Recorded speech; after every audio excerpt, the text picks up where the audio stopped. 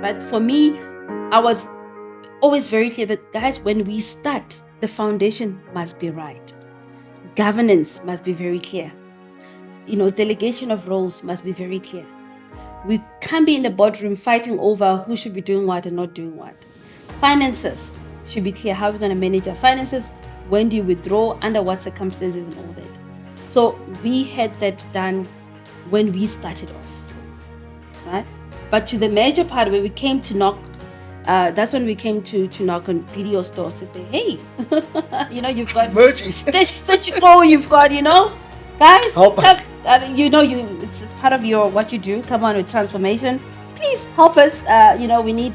We need some guidance on this process that we've embarked on, and we're very fortunate to get that support in terms of getting the agreements in place, and also with the Auditor General